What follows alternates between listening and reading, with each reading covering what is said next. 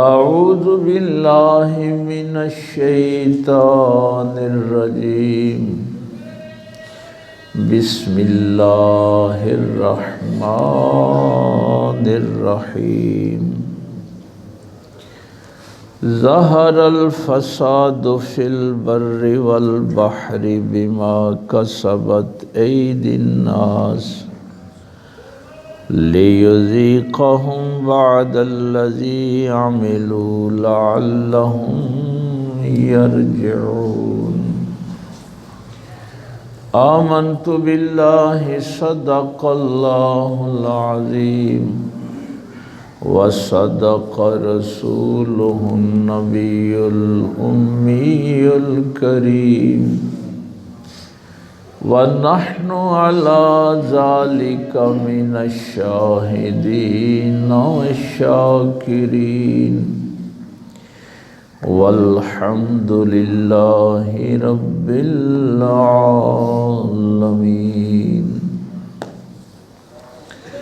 قال الله تبارك وتعالى في شان حبيبه مخبرا وامرا ان اللہ وملائکتہ یصلون علی النبی یا ایہا الذین آمنوا صلوا علیہ وسلموا تسلیما اللہم صلی علی سیدنا مولانا محمد وعلى آل سيدنا مولانا محمد وبارك وسلم اللهم صل على سيدنا مولانا محمد وعلى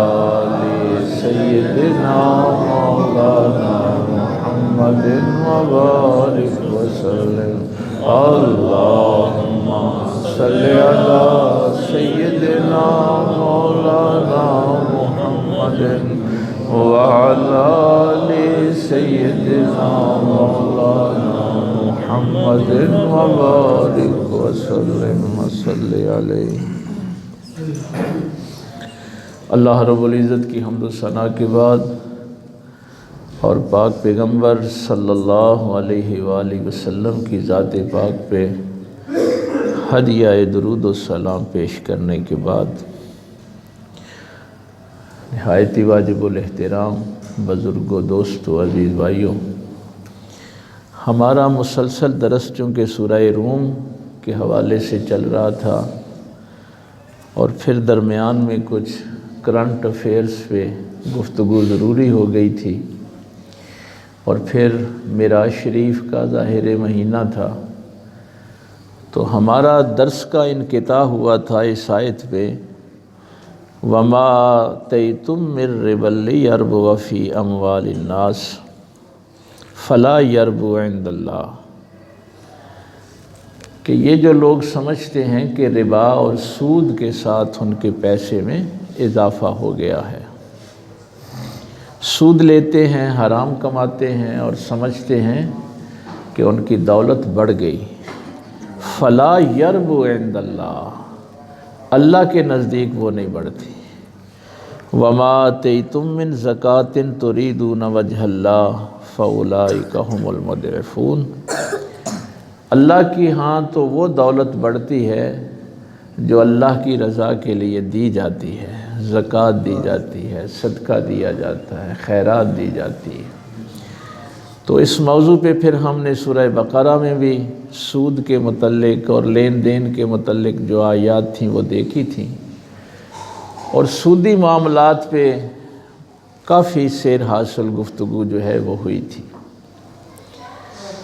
اس کی بنیادی وجہ یہ ہے کہ اس دور میں انسان بہت مسائل کا شکار ہے، انفرادی سطح پہ بھی، اجتماعی سطح پہ بھی۔ تمام معاشرے پریشان ہیں، ملک جو ہیں وہ پریشان ہیں، سیاسی مسائل بھی ہیں، کہیں مذہبی مسائل ہیں، کہیں لسانی مسائل ہیں، معاشرتی مسائل ہیں، لیکن سب سے جو بڑا مسئلہ ہے نا وہ اقتصادی ہے، معاشی ہے۔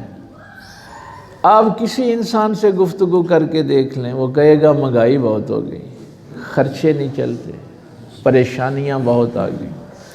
اسی طرح ملکوں کی اقتصادیات جو ہے وہ برباد ہو گئی۔ تو میں جب یہ پچھلے 2 مہینے یہ معراج شریف سے پہلے یہ کہ آپ نے کاروبار کیسے کرنا ہے، تجارت کیسے کرنی ہے، اسلام کے وہ اصول آپ کو بتا رہا تھا کہ مضاربت کیا ہے، شراکت کیا ہے، ادھار کیسے لینا ہے، اور تحفے پہ بھی آپ نے کسی کو تحفہ دے کے بھی یہ نیت نہیں کرنی کہ یہ بڑھا کے مجھے دے، وہ بھی سود کے زمرے میں آتی ہے کہ آپ کسی کی شادی پہ گئے، کسی کے گھر گئے اور اس کے آپ نے شادی پہ کو 2000 خرچ کیا، تو اب یہ نیت رکھنی کہ یہ مجھے 3000 کر کے دیں ہیں، تو تحفے پہ بھی آپ نے اضافہ نہیں کرنا۔ تو یہ ساری چیزیں جو ہیں یہ ہم نے تفصیل کے ساتھ دیکھی تھی۔ لیکن ایک چیز جو وہ چونکہ سودی معاملات اور تجارت کے کاروباری معاملات سارے ڈسکس ہو گئے تھے، میں نے کہا کہ وہ چیز ساری آپ کے ذہن میں آ جائے کہ کہاں سے یہ درس کا انقطاع ہوا تھا۔ تو مسئلہ بنیادی جو ہے نا ہمارا، یہ انٹرنیشنل مسئلہ ہے، وہ اقتصادی ہے۔ اس کی بہت سی وجوہات ہیں، وہ کبھی تفصیل کے ساتھ دیکھ لیں گے۔ آج میں صرف اشارہ کرنا چاہتا ہوں کہ جب ہم کہتے ہیں کہ مہنگائی بہت ہو گئی، معاشی مسائل بڑھ گئے، آمدن کم ہے، خرچے زیادہ ہیں، اور یہ ہے وہ مصیبت جس میں پورا معاشرہ، پوری دنیا گری ہوئی ہے، تو یہاں پہ ایک چیز چھوٹی سی جو میں آپ کو عرض کرنا چاہتا کہ جتنا بھی ہم خرچ کر رہے ہیں اس میں ہماری ضرورت کتنی ہے اور خواہش کتنی ہے، اس میں فرق کریں تھوڑا سا، کہ جتنی ہم چیزیں اپنے گھر میں لا رہے ہیں ان چیزوں کی ہمیں ضرورت کتنی تھی، اور ریاکاری اور دکھاوا اور پتہ نہیں کیا کچھ ہماری خواہشیں جو تھیں انہوں نے تو کہیں ہمیں مجبور نہیں کر دیا، اس وجہ سے ہماری اقتصادیات تو برباد نہیں ہو گئی۔ چونکہ جب کبھی کسی جگہ مجھے یہ اکنامکس والے اسٹوڈنٹ بلاتے ہیں تو وہاں میں یہی ایک جملہ کہتا ہوں کہ ہم یہ نہیں ہے کہ غیر مسلموں کے سامنے کہیں کہ شریعت یہ ہے، فقہ یہ ہے، مذہب یہ ہے، ہم ان کو بتاتے ہیں کہ ہمارے نبی نے تمہارے اقتصادیات کے مسائل بھی حل کیے، یعنی یہ جن پریشانیوں میں تم گرے ہوئے، جب ان کے مسائل کی آپ بات نہیں کریں گے تو آپ نبی کو رحمت للعالمین کیسے ثابت کریں؟ تو میرے پاک پیغمبر صلی اللہ علیہ وسلم کا ایک معاشی اصول اگر اس پہ انسان عمل کر لے تو آپ کے 80-90% مسائل حل ہو جائیں گے۔ نبی پاک صلی اللہ علیہ وسلم نے فرمایا اپنے اخراجات اپنی آمدن کے تابع رکھو، اپنے اخراجات اپنی آمدن کے تابع رکھو، تم کبھی مفلس نہیں ہوگے۔ اور شاید کسی موقع پہ میں نے آپ سے یہ جملہ عرض کیا تھا کہ اللہ نے تمہاری ضرورتیں پوری کرنے کا وعدہ کیا ہے، تمہاری خواہشیں پوری کرنے کا وعدہ نہیں کیا۔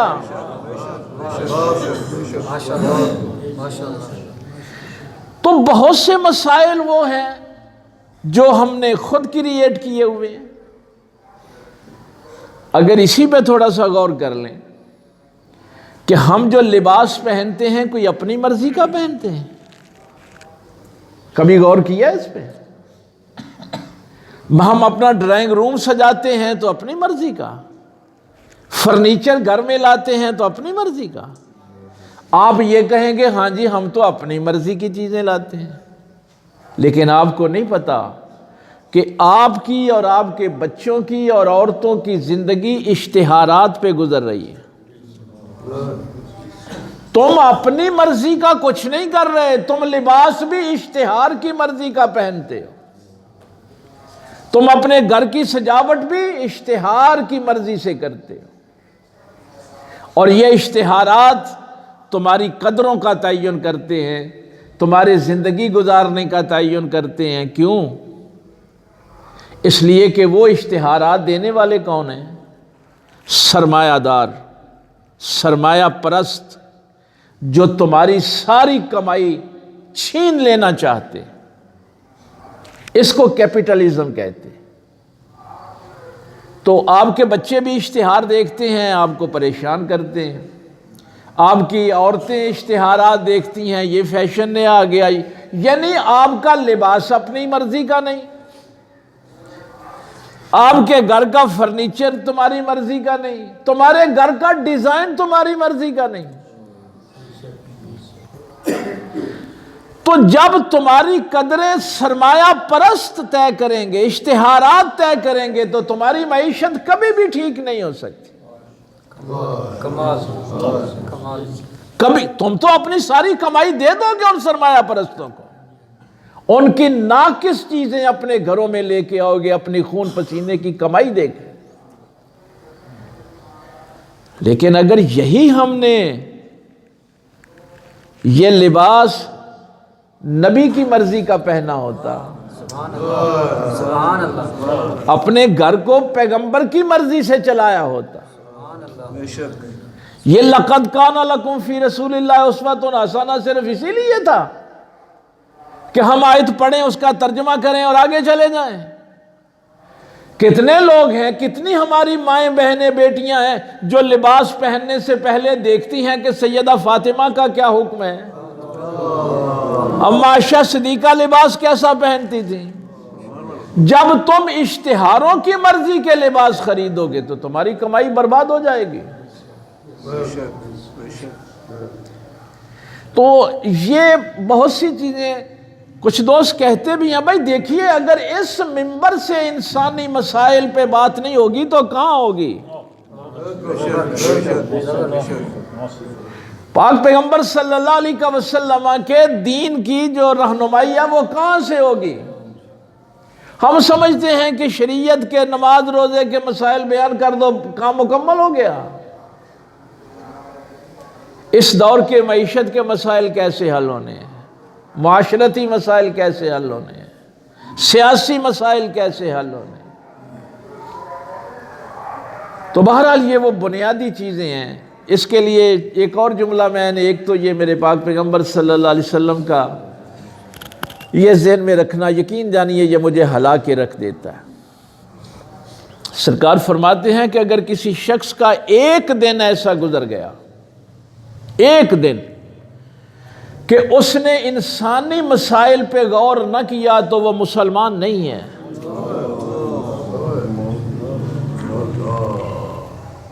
ایک دن اگر کسی انسان کا ایسا گزر گیا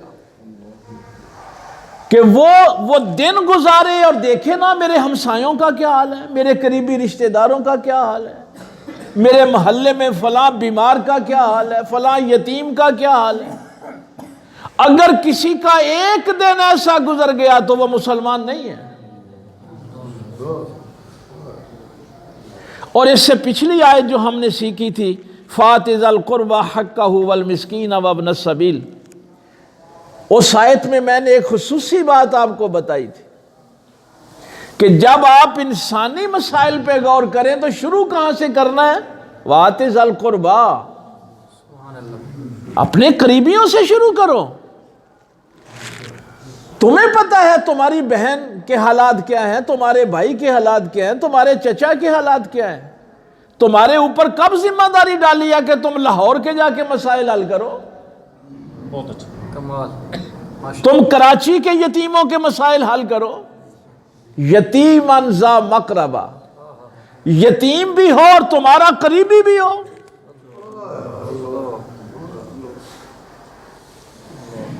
اور وہ اگر میں دوبارہ اس کو عرض کر دوں، اب تو وہ باغ یہ تقریباً وہ 22 نمبر گیٹ کی طرف سے جب آپ مسجد نبوی شریف میں داخل ہوتے ہیں تو وہاں وہ باغ تھا حضرت طلحہ رضی اللہ تعالیٰ عنہ کا۔ تو جب یہ آیت نازل ہوئی نا لن تنالوا البر حتى تنفقوا مما تحبون، اس کی تفسیر میں مفسرین نے لکھا ہے یہ کہ تم اس وقت تک نیک نہیں ہو سکتے۔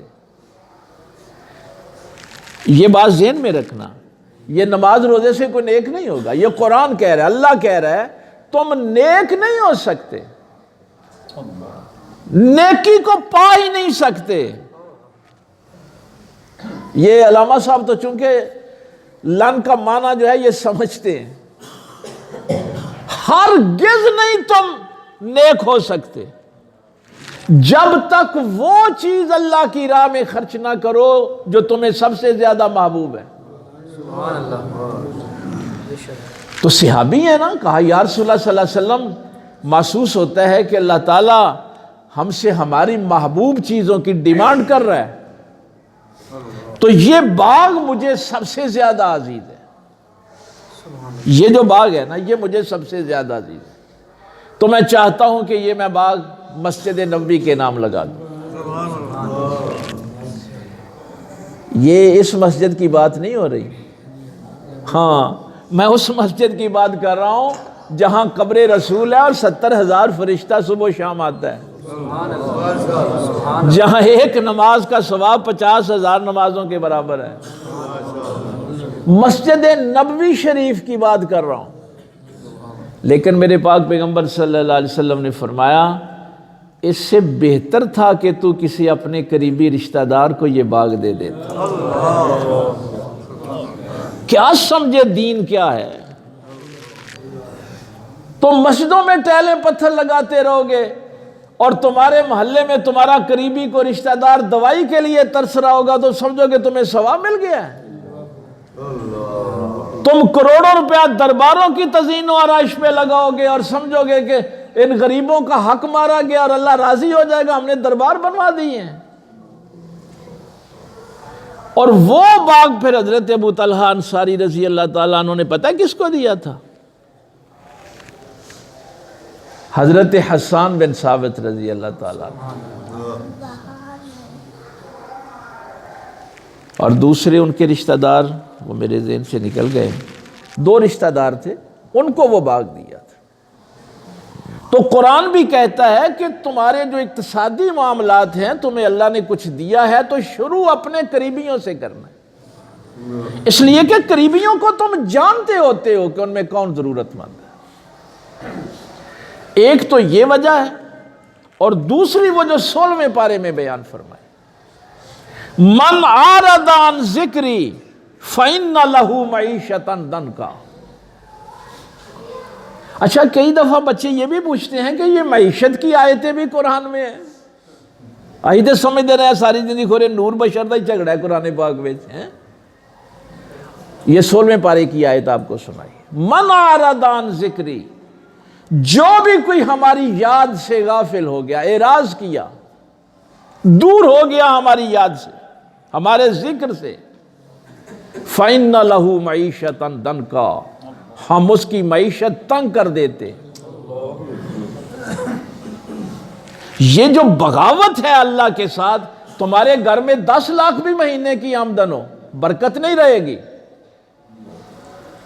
تمہارے کام پورے نہیں ہوں گے، تم یہی کہتے رہو گے یار پتہ نہیں کی گھر وچ ہو گیا۔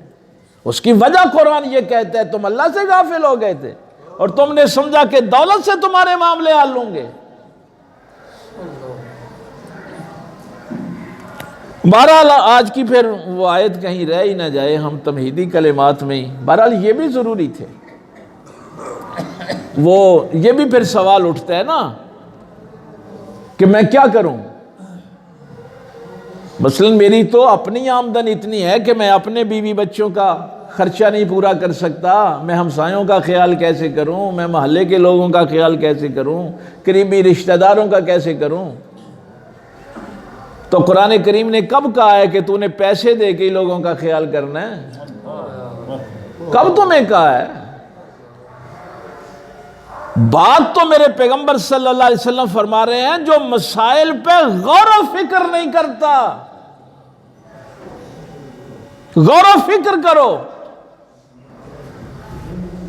تیرے پاس دولت نہیں ہے، وقت تو ہے نا. وہ تیرے پاس وقت تو اللہ نے دیا ہے. کسی بیمار کی عیادت نہیں کر سکتا، کسی قریبہ رشتہ دار کو ملنے نہیں جا سکتا. اگر وقت بھی نہیں دے سکتا تو کیا گھر میں اکیلے بیٹھ کے اس کے لیے دعا بھی نہیں کر سکتا؟ تو فلسطین میں جا کے یہودیوں کے خلاف نہیں لڑ سکتا، یہاں تو افسوس کے ساتھ، دکھ کے ساتھ اللہ کی بارگاہ میں دعا بھی نہیں کر سکتا. یہ ہم نے دین کو کتنا محدود بنا لیا ہے. یہ میں جملے اپنی طرف سے نہیں کہہ رہا، یہ قرآن سنا رہا ہوں آپ کو. قول معروف و مغفرۃ خیر من صدقۃ یتبعها اذی. ایک میٹھا بول، قول معروف و مغفرۃ، ایک میٹھا بول جو کسی کا دل خوش کر دے. یہ تیسرے پارے کی آیت ہے. وہ اتنا بھی نہیں کر سکتا، کسی کے ساتھ حسن سلوک سے پیش بھی نہیں آ سکتا، کسی کو سلام بھی نہیں کر سکتا. غور و فکر کر، لوگوں کے مسائل پہ غور و فکر کر.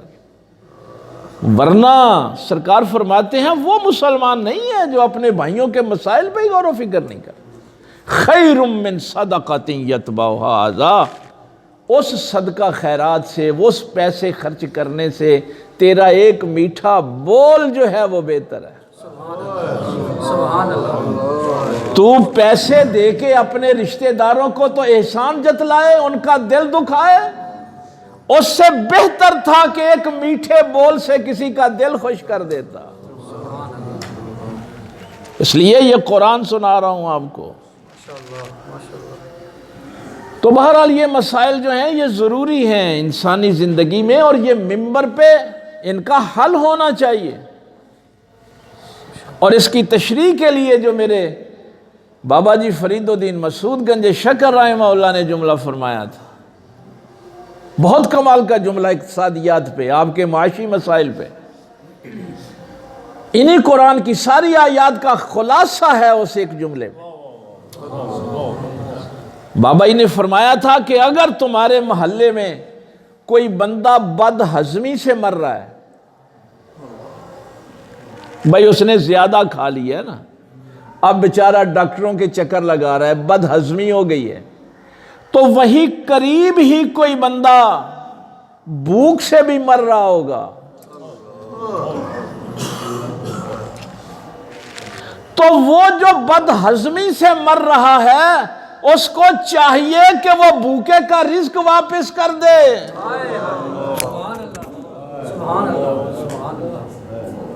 اس لیے کہ جس بد ہضمی کی وجہ سے تو مر رہا ہے، اگر وہ رزق بھوکے کا واپس کر دے گا تو تیرے مسائل حل ہو جائیں گے، تیری پریشانیاں حل ہو جائیں گی.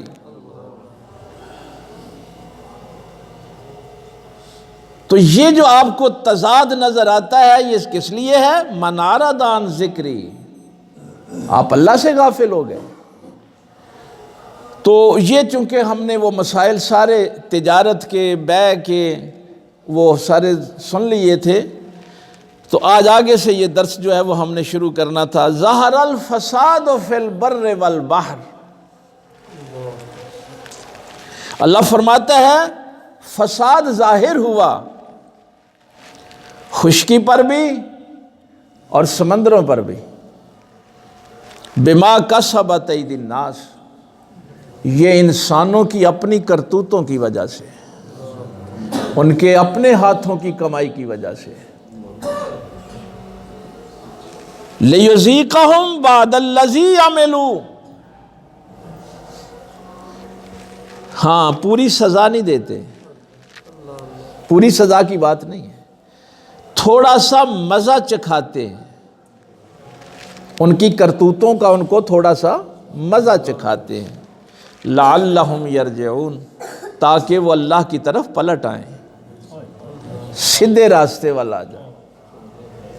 اس لیے یہاں پہ چلو تفصیل سے تو بات ہوگی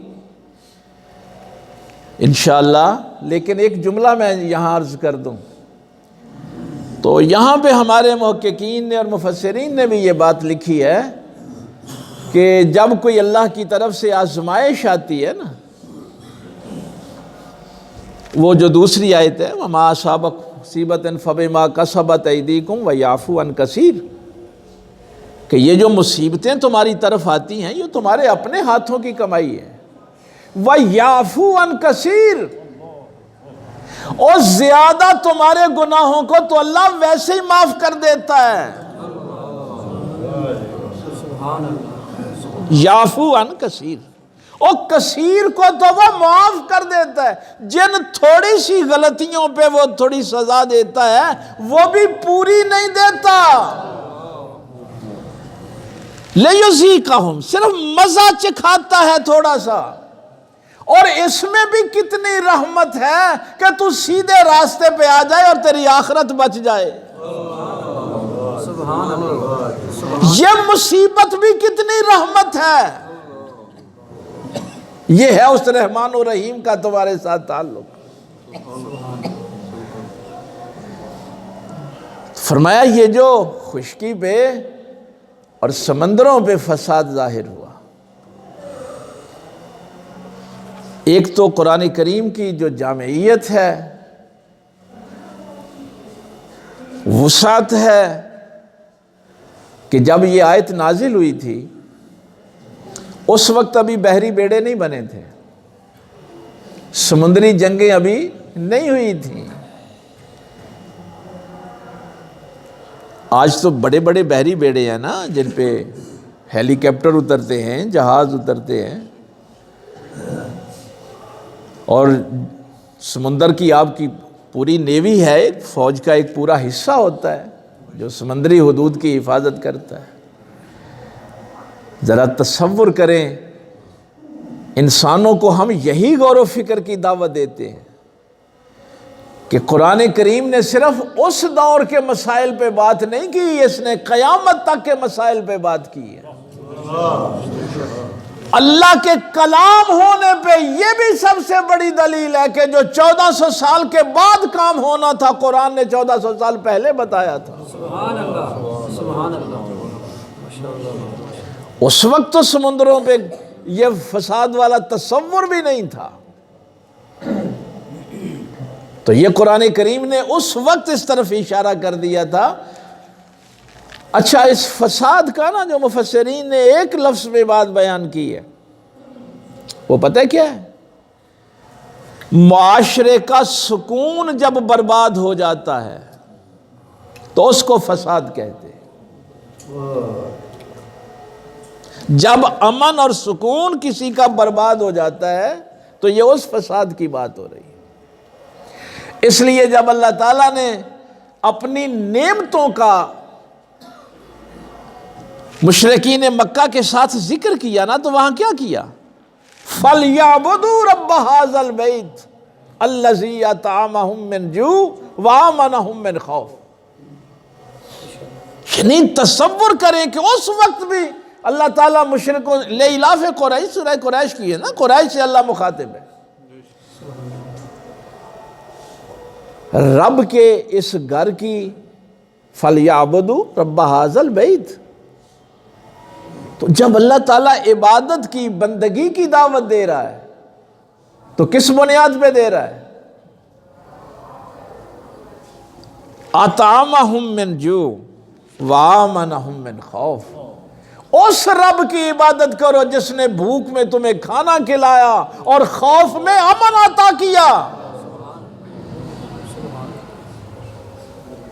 تو امن جو ہے وہ اللہ کی طرف سے ہے، فساد تمہارے اعمال کی کرتوت کی وجہ سے ہے۔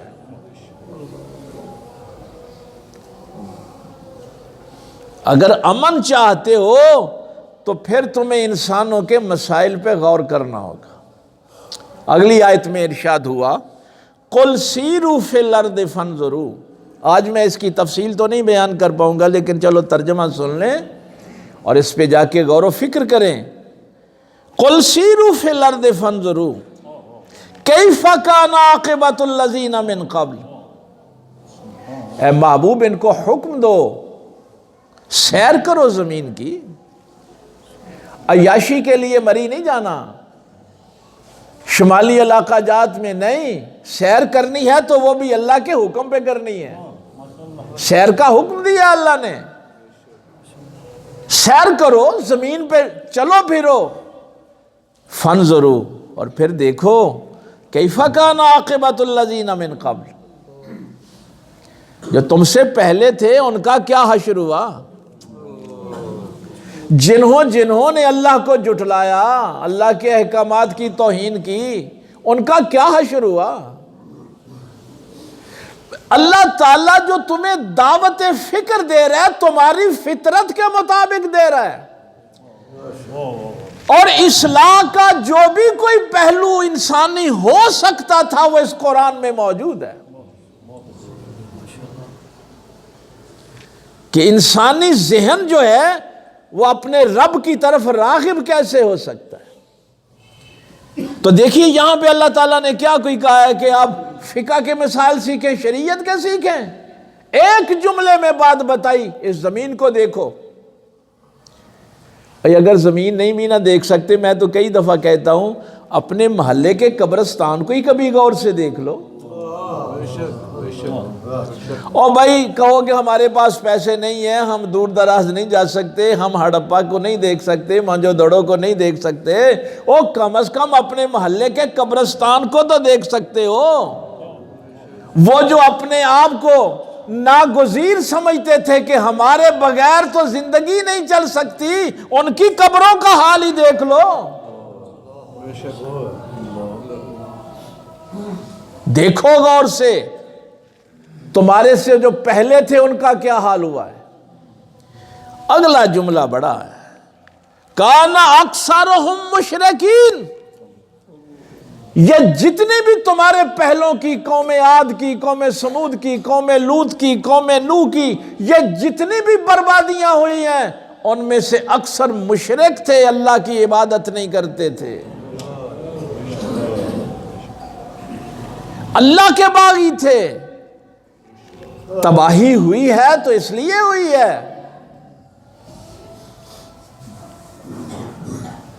ایک چیز چلو میں جاتے جاتے عرض کر دوں. ایک بندہ رشوت لے کے ظلم کرتا ہے نا، سود لے کے ظلم کرتا ہے، کسی کا حق مار لیتا ہے، اور اس کے دیکھا دیکھی معاشرے میں وہ کام چل پڑتا ہے. اب قیامت والے دن جتنے بھی لوگ رشوت کی وجہ سے متاثر ہوں گے وہ سارے اس بندے کے خلاف دعویٰ دائر کریں گے.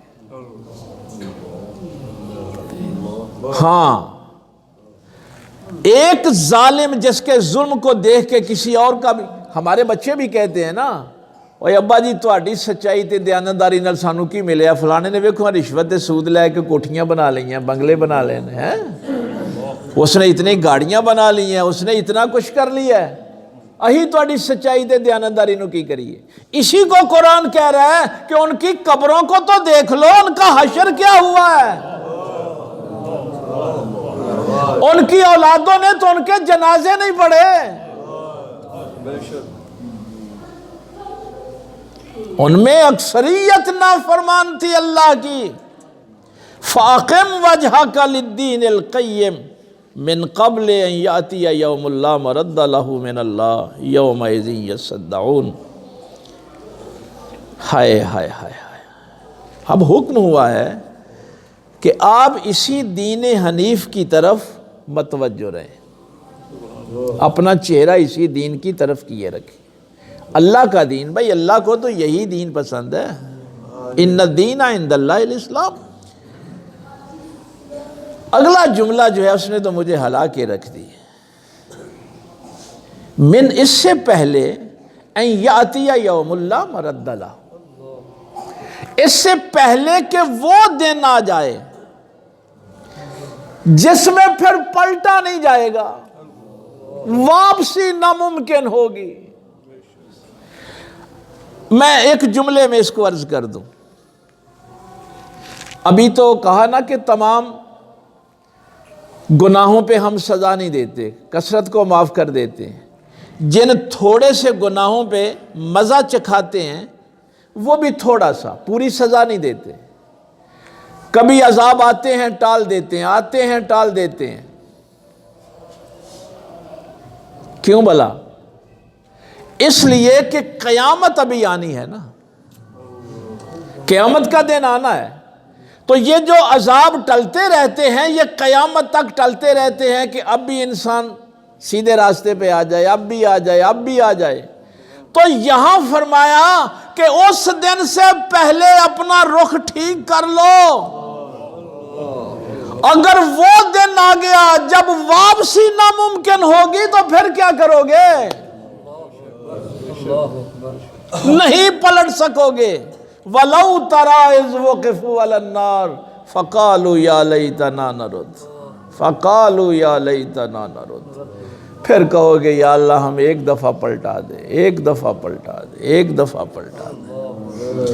تو یہ آیات جو ہیں انشاءاللہ ان کی تفسیر جو ہے وہ ہم دیکھیں گے، لیکن یہ جو فرمایا ہے کہ یہ جتنا فساد تمہیں بے چینی نظر آ رہی ہے یہ صرف اس لیے ہے کہ یہ انسانوں کے اپنے اعمال ہیں۔ وہ خشکی پہ بھی جو فساد ہے انسانوں کے اعمال کی وجہ سے ہے، اور یہ جو سمندروں پہ فساد ہے یہ بھی انسان کے اپنے عملوں کی وجہ سے ہے۔ اللہ تو تمہارے اکثریت گناہوں کو تمہارے کہے بغیر ہی معاف کر دیتا ہے۔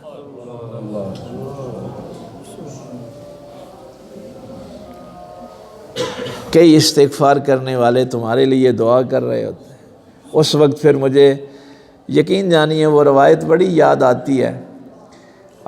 سرکار فرماتے ہیں کہ کئی دفعہ ایسا ہوتا ہے کہ کسی قوم کی بدعمالیوں کی وجہ سے آسمانوں سے عذاب جو ہے وہ نازل ہو رہا ہوتا ہے، لیکن اس معاشرے میں، اس قوم میں ایسا چھوٹا سا ایک بچہ جب پڑھتا ہے بسم اللہ الرحمن الرحیم تو اللہ فرماتا ہے فرشتوں سے اس عذاب کو واپس کر لو۔ اگر یہ بڑے مجھے نہیں مانتے تو بچے تو مجھے رحمان و رحیم کہہ رہے ہیں۔ جس قوم کے بچے مجھے رحمان و رحیم کہہ رہے ہیں ان سے عذاب ڈال دو۔ یہ ہے اس کی مغفرت کا حال، اس کی بخشش کا حال۔ تو اس لیے غور و فکر جو ہے وہ اپنی ذات پہ کرنی ہے، اپنے معاشرے پہ کرنی ہے۔ کچھ نہیں کر سکتے تو کسی مظلوم کے لیے دعا کر دیا کریں، گھر بیٹھ کے، جب وہ دیکھ نہ رہا ہو۔ وہ کام اللہ کی رضا کے لیے ہوگا، آپ کو اطمینان قلب نصیب ہوگا۔ اللہ تعالیٰ عمل کی توفیق دے۔ وآخر دعوانا